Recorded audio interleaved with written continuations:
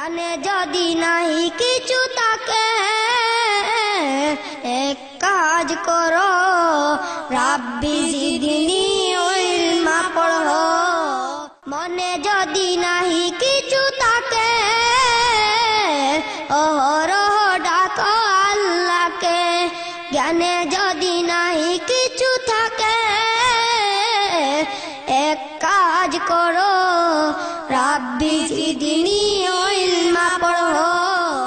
আসসালামু আলাইকুম ওয়া রাহমাতুল্লাহি ওয়া বারাকাতুহু। নাহমাদুহু ওয়া নুসাল্লি আলা রাসূলিহিল কারীম, আম্মা বা'দ। সম্মানিত দর্শক, এই মুহূর্তে যারা দেখছেন আমাদের নিয়মিত আয়োজন আপনার জিজ্ঞাসা, আপনাদের সবাইকে অনেক অনেক প্রীতি আর শুভেচ্ছা জানিয়ে আমরা আমাদের আয়োজন শুরু করছি। আলহামদুলিল্লাহ, আল্লাহ সুবহানাহু ওয়া তাআলার দরবারে অসংখ্য শুকরগুজার হচ্ছি, যিনি নিয়মিত আমাদের এই আয়োজনে অংশগ্রহণ করার সুযোগ দান করেছেন। দর্শক, আমরা আজকের আয়োজনে আপনাদের পাঠানো গুরুত্বপূর্ণ প্রশ্নের আলহামদুলিল্লাহ তাআলা আমরা সমাধান শুনবো ইনশাআল্লাহ। আর আপনাদের বিভিন্ন প্রশ্নের উত্তর প্রদান করার জন্য আজকে আমাদের স্টুডিওতে মেহরবানি করে উপস্থিত হয়েছেন আন্তর্জাতিক খ্যাতিসম্পন্ন ইসলামিক স্কলার, বিশিষ্ট দায়ী, বিশিষ্ট লেখক প্রফেসর ডক্টর খন্দকার আব্দুল্লাহ জাহাঙ্গীর। আসসালামু আলাইকুম ওয়া রাহমাতুল্লাহি ওয়া বারাকাতুহু। ওয়ালাইকুম আসসালাম ওয়া রাহমাতুল্লাহ। মোহতারাম, কেমন আছেন আপনি? জি, আল্লাহর শুকর, আলহামদুলিল্লাহ ভালো আছি। আপনি কেমন আছেন? আলহামদুলিল্লাহ, জি আমরা ভালো আছি আলহামদুলিল্লাহ। আমরা নিয়মিত মোহতারাম আপনাকে পাচ্ছি, আল্লাহর অনেক মেহেরবানি এবং আল্লাহর অনেক বড় নিয়ামত মনে করছি।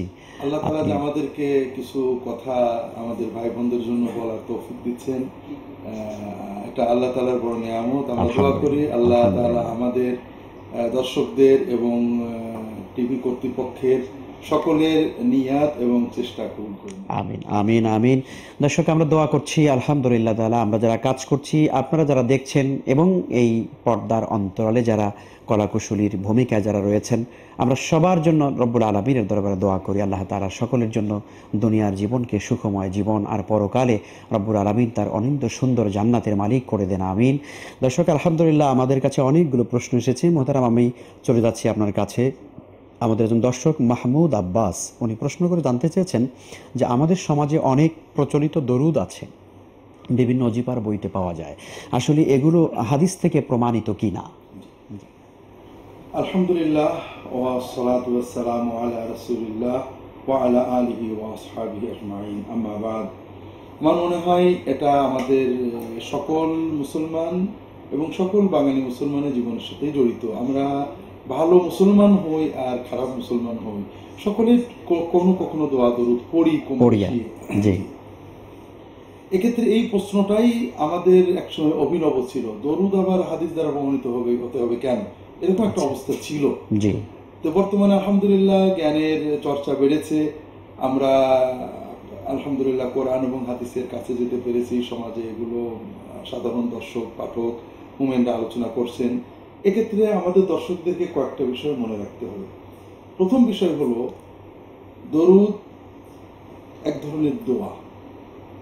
দরুদ, ইস্তেগফার, দোয়া, এগুলো আল্লাহ তাআলার কাছে বান্দার চাওয়া।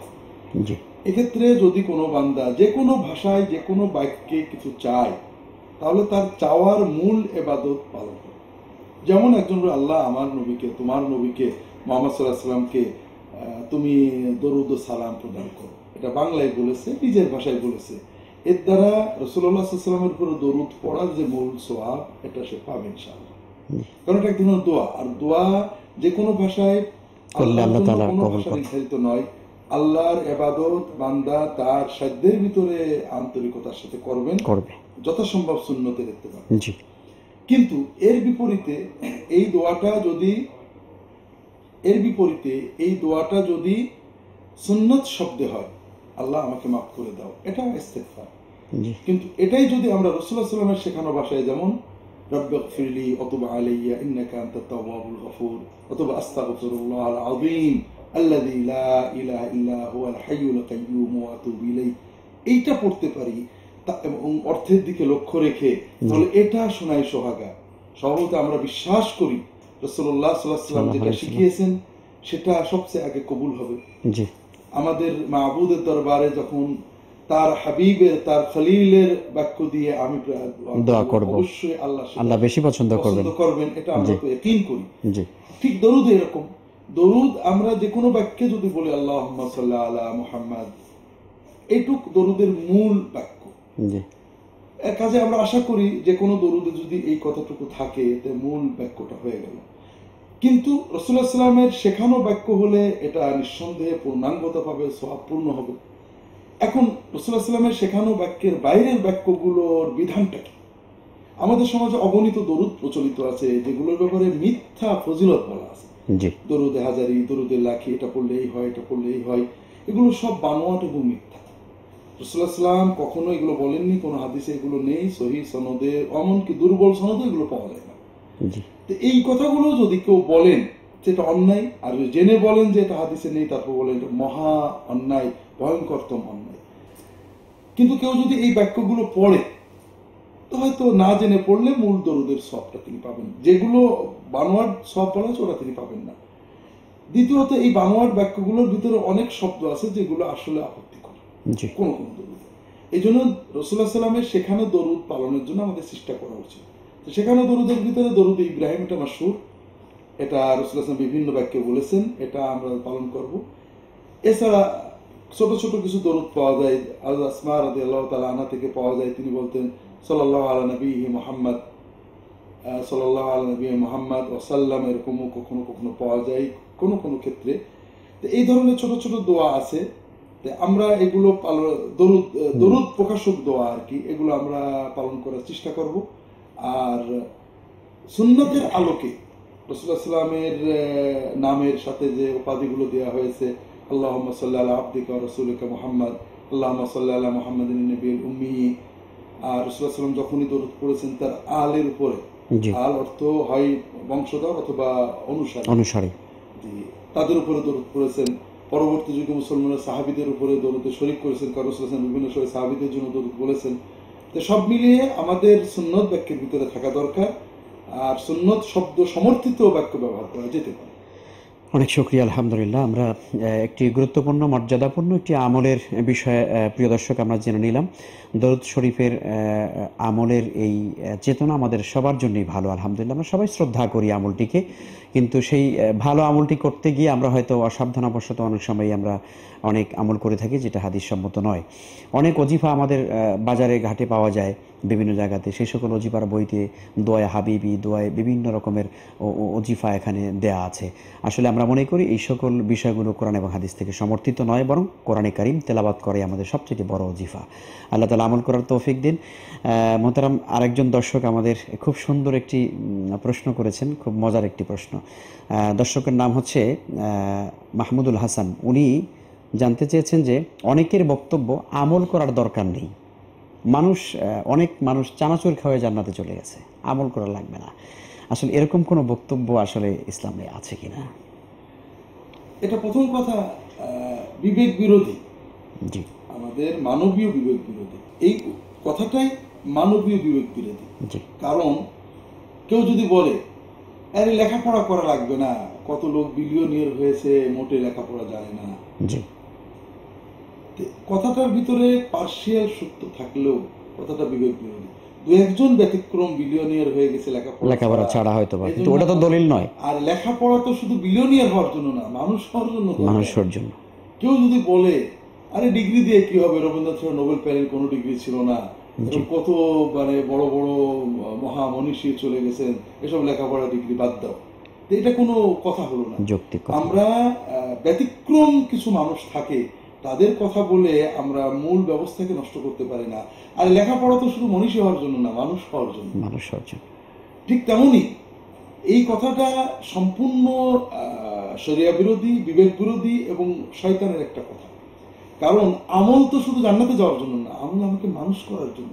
আমল মানে কি? আমল মানে এমন কিছু কাজ যা আমার ভিতরে মানবতাকে পরিশীলিত করবে, আমার নৈতিকতাকে উজ্জীবিত করবে, আমার সাথে আমার মালিকের সম্পর্ক উজ্জীবিত করবে, আমি ভালো মানুষ হবে, আমি পাপ করতে পারবো না, আমার দ্বারা মানুষ উপকৃত হবে। আমল মানে তো এটাই। আমল তো শুধু জান্নাতের জন্য নয়, আমার আনন্দের জন্য, আমার জীবনকে উপভোগ করার জন্য, আমার আশেপাশের মানুষগুলোর কল্যাণের জন্য। দ্বিতীয় পর্যায়ে আমরা বলতে পারি দর্শকদের আনন্দের জন্য বা মজার জন্য। জান্নাতে তো অনেক সহজেই যাওয়া যাবে।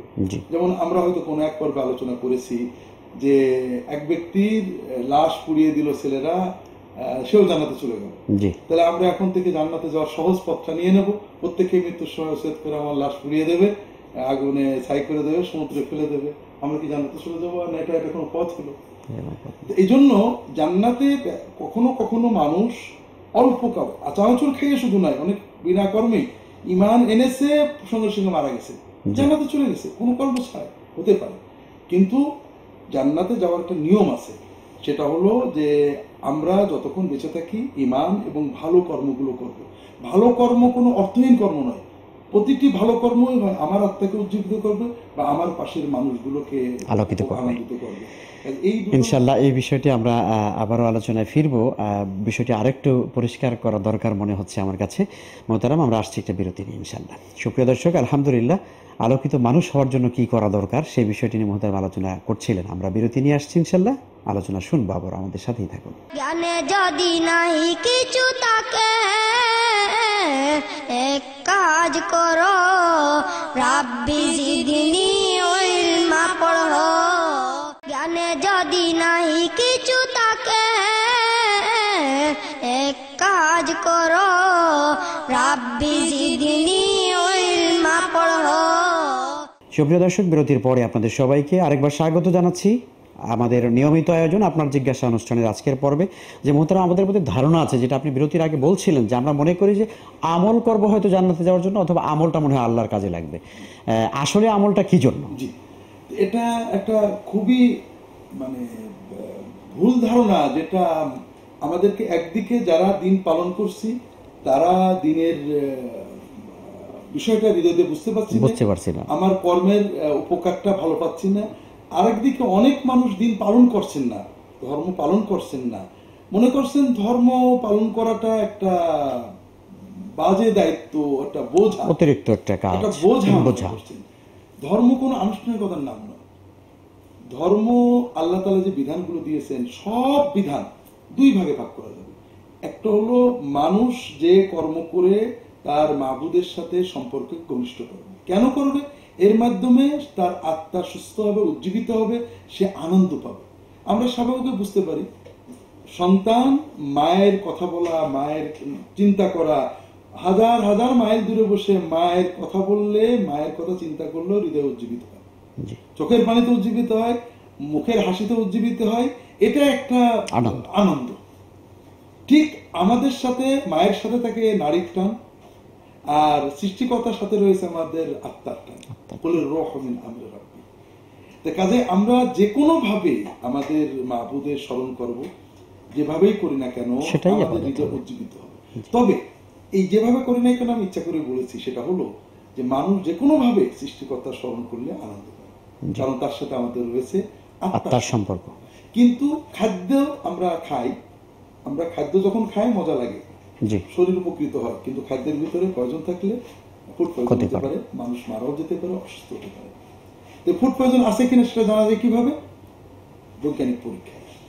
আর আল্লাহর স্মরণ, আল্লাহর জিকির, সৃষ্টিকর্তার স্মরণ, এটার ভিতরে পয়জন থাকলেও মজা লাগবে, সাময়িক আনন্দ, আত্মার শান্তি পাবো, কিন্তু স্থায়ী মৃত্যু জাহান্নাম হতে পারে বা শাস্তি হতে পারে যদি এর ভিতরে পয়জন শিরক ভাবে দাঁড় থাকে। পয়জন আছে কিনা আছে, এটার মানদণ্ড বিজ্ঞান ল্যাবরেটরি না, এটা সুন্নাহ, রাসূলুল্লাহ সাল্লাল্লাহু আলাইহি ওয়াসাল্লামের সুন্নাহ দিয়ে, অর্থাৎ আল্লাহর স্মরণ যেভাবেই করা হোক না কেন মানুষ সাময়িক কিছু মজা পাবে, আত্মার মজা। এই জন্য ইবাদত, যে ইবাদতই করি না কেন আত্মার মজা পাওয়া যাবে। কিন্তু সে যদি সুন্নাহ সম্মত না হয়, তাহলে বুঝতে হবে এটার ভিতরে পয়জন আছে, এটা দীর্ঘমেয়াদী ক্ষতি আমার করবে। এটা হলো আল্লাহর সাথে বান্দার যে ইবাদত, এটাকে আল্লাহর হক বলা হয় সাধারণত। আরেকটা ইবাদত, সেটা আমার মজা লাগবে, আমার আশেপাশের মানুষ উপকৃত হবে, আমি মানুষের কল্যাণ করব, পিতামাতার হাসি মুখে তাকাবো, তাদের খেদমত করে স্ত্রীর সাথে ভালো ব্যবহার করবো, স্ত্রীর সাথে হাসবো, স্ত্রীর সাথে খেলবো, সন্তানদের চুমু খাবো, সন্তানদের খেলবো, গরিবদের পাশে দাঁড়াবো। এইগুলোর মাধ্যমে আমি যেমন আনন্দ পাবো, আমার আশেপাশের মানুষ পাবো, এর নাম ইবাদত। তাহলে ইসলামের সকল ইবাদত, 5টা ফরজ ইবাদত, রুকুন আরকান ইসলাম, শুধু ইমানের পরে সালাত এবং সিয়াম আমাদের মূলত ব্যক্তি, যাকাত, হজ এবং সিয়ামের অধিকাংশ আভ্যন্তরীণ ইবাদত মানুষের জন্য। এমনকি সালাত জামাত আদায় করি, মানুষের ভিতরে সৌহার্দ্য, মহব্বত, পরিচয় তৈরি হয়। বাকি সকল ইবাদত, আল্লাহ যেগুলো পিতামাতার খেদমত, সমাজের খেদমত, যাকাত আদায় করা, হজে যাওয়া, সবর করা, মানুষের কল্যাণ করা, উপকার করা, এই দুটো ধারার বাইরে যায়। কাজেই আমরা কেন নেক আমল করব? কারণ আমাদের জীবনকে উপভোগ করতে হবে, ভালো মানুষ হতে হবে, আর এই ভালো মানুষ হওয়ার উপরে মূলত জান্নাত নির্ভর করছে। এজন্য জান্নাতে যাব চানাচুর খাইয়ে, এটা যেমন আমি লেখাপড়া না শিখে রবীন্দ্রনাথ হয়ে যাব, অথবা লেখাপড়া না শিখে মূর্খ থেকে বিলিয়নিয়ার হয়ে যাব, এই কথা বলে মানুষকে লেখাপড়া থেকে বিরত রাখার মতো একটা খুবই খারাপ কাজ। জি জি, আল্লাহ তাআলা আমাদেরকে তৌফিক দান করুন। আপনি যেমনটা আবেদন করেছেন, আল্লাহ যেন আমাদের সকলকে সেভাবেই আল্লাহর প্রকৃত বান্দা হওয়ার তৌফিক দেন। সুপ্রিয় দর্শক, আমাদের সবারই চেষ্টা করা উচিত আল্লাহর হকগুলো যথাযথভাবে আদায় করা, এবং সেই সাথে বান্দার হক, আমার বাবা মার হক, আমার প্রতিবেশীর হক, স্ত্রীর হক, সন্তানদের হক, যার যার হক, বোনের হক, এই সবগুলো বিষয় এটিও কিন্তু ইবাদত। এটিকে আমরা হয়তো অনেকে সোশ্যাল ওয়ার্ক মনে করি। আমরা আসলে যেই কাজটার দ্বারা আল্লাহ খুশি হবেন সেটাই কিন্তু ইবাদত। সেই জন্য আমাদের এইভাবেই করে ইসলামটাকে, দিনটাকে বোঝা উচিত।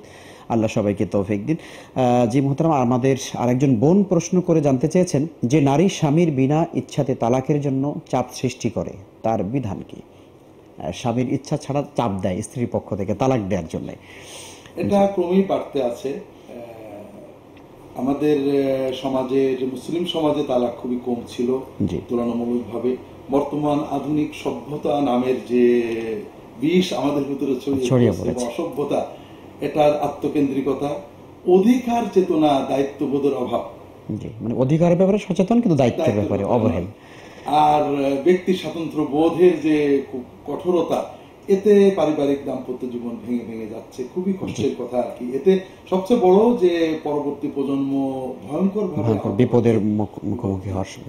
এই জন্য ইসলাম এটাকে কঠিনভাবে নিন্দা করেছে। স্ত্রী স্বামীর কাছে তালাক চাইবেন না, এবং স্বামীও তালাকের চেষ্টা করবেন না। আমাদের সবাইকে বুঝতে হবে যে দুজন অসম্পূর্ণ মানুষ একত্রিত হতে হয়। দুজন অসম্পূর্ণ মানুষ মিলে সম্পূর্ণ হতে পারে না, কিছু অসম্পূর্ণতা থেকেই যায়। আমাদের ইসলাম শেখাচ্ছে অধিকার লাগবে, কিন্তু দায়িত্ব সচেতনতা সবচেয়ে বেশি। আমি আমার দায়িত্বগুলো পালন করে আল্লাহ তাআলার কাছে সওয়াব পাবো। স্বামী স্ত্রীর প্রতি তার যে দ্বীনি দায়িত্ব পালন করবেন, সবর করা, সুন্দর আচরণ করা, সর্বোত্তম ভালো রাখা, তার অধিকার আদায় করা। বিনিময়ে স্ত্রী যদি কোনো খারাপ কিছু করেন, আল্লাহর কাছে সওয়াব পাওয়ার চেতনা, এটা সবর করতে হবে। স্বামীর কাছেও স্ত্রী স্বামীর প্রতি দায়িত্ব পালন করবেন, দায়িত্বর চেতনায়, আল্লাহর কাছে সওয়াবের চিন্তায়, এবং বিনিময়ে যদি স্বামী সুন্দর আচরণ নাও করেন, সবরের মাধ্যমে আল্লাহর কাছে সওয়াবের চেষ্টা করতে হবে, টিকিয়ে রাখার চেষ্টা করতে হবে, ভেঙে ফেলার নয়। ভাঙার পরে দ্বিতীয় বিকল্প যে ভালো হবে, এটা আমরা নিশ্চিত নই। এই জন্য আর শরীয়তে তালাক চাওয়া স্ত্রীর জন্য নিষেধ করা হয়েছে। তবে যদি এমন কোন অবস্থা হয়, সত্যই স্বামী অত্যাচার করেন, স্ত্রী তালাকের জন্য ব্যবস্থা নিতে পারেন। শরীয়তে বিভিন্ন পথ রয়েছে। জি আলহামদুলিল্লাহ, আমরা তালাকের বিষয়টি সুপ্রিয় দর্শক জেনে নিলাম। আসলে আমাদের সমাজে তালাকের সংখ্যা ক্রমান্বয়ে বেড়েই চলছে। আমাদের এই বিষয়টিকে কোরআন এবং সুন্নাহ বা হাদিসের ভিতরে এটাকে সর্বনিকৃষ্ট বৈধ বিষয় বলা হয়েছে। বিষয়টি বৈধ, তবে সব থেকে খারাপ বলা হয়েছে বিষয়টিকে। আমরা এটিকে একটা রেওয়াজ বানাবো না, এটিকে সামাজিক প্রথা বানাবো না যে কথায় কথায় তালাক। এই বিষয়টি আমাদের একটু খেয়াল রাখা উচিত। মোহতারাম, একজন ভাই প্রশ্ন করেছেন, আব্দুর রহিম, উনি জানতে চেয়েছে যে রাসূল সাল্লাল্লাহু আলাইহি ওয়াসাল্লামকে ভালোবাসার মাপকাঠি কি? আমাদের সমাজে মোহতারাম, আমারও প্রশ্ন এটা, যে আমরা অনেকেই আশিকে রাসূল অথবা রাসূল প্রেমিক দাবি করি। আসলে মাপকাঠিটা কি? আমরা কোন যোগ্যতা থাকলে পরে সত্যিকার আমি রাসূলের আশিক হতে পারি? এখন এটা কিছু খুব সিম্পল বা সাধারণ বিবেকের কথা আছে। একজন দুটোই ছেলেই দাবি করে আমি আমার আব্বার খুব মহব্বত করি। একজন বাবার কথাও শুনে না, বাবার কাছেও আসে না, সে বাবার খুব মহব্বতের দাবি করে। আর একজন বাবার কথা শুনে বাবার জন্য সবসময় চিন্তা করে। আমরা তো বলবো যে কে তার দাবিতে সত্যবাদী আর কে তার দাবিতে, বোঝা যায় স্পষ্ট। বিবেক বলে সিম্পল বিষয়, জি, যুক্তি লাগে না। জি। দুই নম্বর কথা হলো যে প্রথমে আপনি যে শব্দটা বলেছেন আশিকে রাসূল, জি, এটাও একটা প্রমাণ করে যে আমরা রাসূলুল্লাহ সাল্লাল্লাহু আলাইহি ওয়াসাল্লামকে ভালোবাসি না। কারণ রাসূল সাল্লাল্লাহু আলাইহি ওয়াসাল্লাম কখনো আশিক শব্দটা ব্যবহার করেননি। ভালোবাসা প্রকাশ করার জন্য আমাদেরকে নিজেদেরকে দাবি করতে হচ্ছে আমরা আশিকে রাসূল। প্রথম বিষয় হলো আশিক শব্দটা রাসূল সাল্লাল্লাহু আলাইহি ওয়াসাল্লাম কখনো ব্যবহার করেননি। আরবিতে আশিক শব্দ অর্থ ইশক, জি, দৈহিক প্রেম, জৈবিক প্রেম। আচ্ছা, আল্লাহ কোরআনে রাসূল সাল্লাল্লাহু আলাইহি ওয়াসাল্লাম কোথাও ইশক শব্দ নেই। জি, মহব্বত আছে। মহব্বত শব্দটা কলবি, এটা কলবের সাথে সম্পর্কিত। হ্যাঁ, এটা মনের ভালোবাসা, যেটা পিতামাতার ক্ষেত্রে প্রযোজ্য, ওস্তাদের ক্ষেত্রে প্রযোজ্য, আল্লাহর ক্ষেত্রে সবার ক্ষেত্রে প্রযোজ্য। এটাই আল্লাহর ক্ষেত্রে ব্যবহার করা হয়েছে। ইশকটা শুধু নারী পুরুষের জৈবিক ভালোবাসার ক্ষেত্রে ব্যবহার করা হয়, এটা কখনোই আল্লাহর সাথে বা রাসূলের সাথে এটাকে ব্যবহার করা হয়নি। কিন্তু আমরা দুর্ভাগ্যবশত আল্লাহ বা তার রাসূল সাল্লাল্লাহু আলাইহি ওয়াসাল্লামের সাথে আশিক শব্দটা ব্যবহার করছি। এই ব্যবহারটাই প্রমাণ করে যে আমরা রাসূলুল্লাহ সাল্লাল্লাহু আলাইহি ওয়াসাল্লামের পদ্ধতিটা পছন্দ করি না। রাসূল সাল্লাল্লাহু আলাইহি ওয়াসাল্লাম যেটা করলেন না সেটাকে আমরা খুব বড় কিছু মনে করি। দ্বিতীয়ত, মহব্বত তো দাবির বিষয় নয়। মহব্বত আমার ভিতর এবং বাইরে থেকে বোঝা যাবে। আমি মায়ের কথা শুনলেই আমার চোখে পানি আসে, আমার অস্থিরতার জন্য নয়। আমি জানি আমার মায়ের প্রেম আছে। আমার সামনে মায়ের কথা একজন বলছে, আমার বাদ এসব কথা, মায়ের কথা, মায়ের ব্যথার কথা, মার অসুখ হয়েছে শুনে আমার মনে কোনো অস্তিত্ব লাগে না। মাকে একজন গালি দিয়েছে, ছোট ভাই মাকে রাগ করেছে শুনে আমার হৃদয় অস্থির হয়ে উঠিনি। আবার আমি মনে করছি আমি মায়ের খুব ভালোবাসি। এটা তো ব্যক্তি বুঝতে পারে যে এটা মিথ্যা কথা। কাজে রাসূলুল্লাহ সাল্লাল্লাহু আলাইহি ওয়াসাল্লামের সুন্নত মানতে মন চায় না, সুন্নত লঙ্ঘিত হলে আমার মন অস্থির লাগে না, তার শরীয়তের বিরুদ্ধে কথা বললে, তার বিরুদ্ধে কথা বললে মনটা অস্থির হয় না, তার কথা মনে আসলে চোখে পানি আসে না, তার উপর দরুদ পড়তে মন চায় না, তার সুন্নত মতো চলতে ভালো লাগে না। আমি দাবি করছি আমি আশিক রাসূল। এটা এই আত্মপ্রবঞ্চনার কি দরকার আছে? তৃতীয় কথা হলো মহব্বতের মেয়ার আল্লাহ তাআলা দিয়েছেন রাসূলুল্লাহ সাল্লাল্লাহু আলাইহি ওয়াসাল্লাম। এটা আমাদের দ্বীনের সবকিছুর মেয়ার। আল্লাহ কোরআনেই বলেছেন, والسابقون الأولون من المهاجرين والأنصار والذين اتبعوهم بإحسان رضي الله عنهم ورضوا عنهم وأعد لهم جنات تجري تحتها الأنهار। আল্লাহ তাআলা বলেন প্রথম অগ্রগামী মুহাজির এবং আনসার সাহাবা, তাদেরকে আল্লাহ দুটো নিয়ামত দিলেন, তাদের জন্য জান্নাত বানালেন এবং তাদের উপর আল্লাহ খুশি হলেন।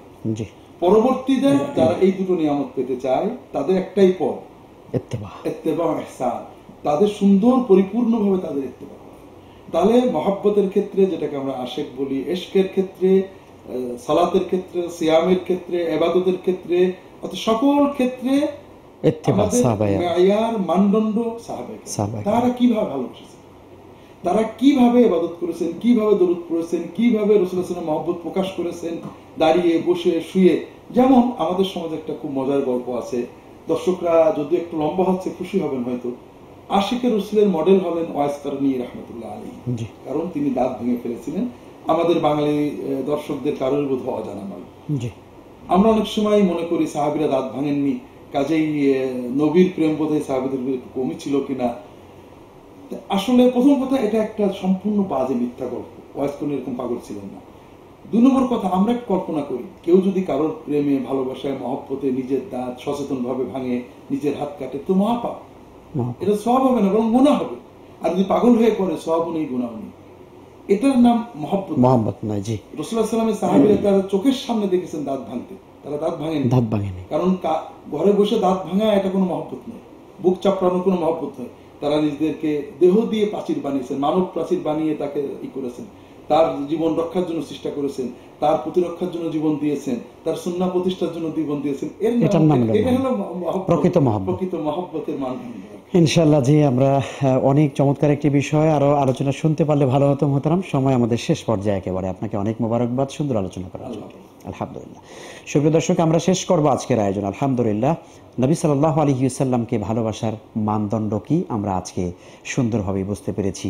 আর তা হচ্ছে এই, আমাদের প্রতিটি কর্মে, কাজে, কর্মে, চিন্তা চেতনায়, মেধা মননে আমাদেরকে রাসূল সাল্লাল্লাহু আলাইহি ওয়াসাল্লামের অনুসরণ করতে হবে। আর সেই বিষয়টি প্রমাণ করে দিয়েছেন হযরতে সাহাবায়ে কেরাম আজমাইন।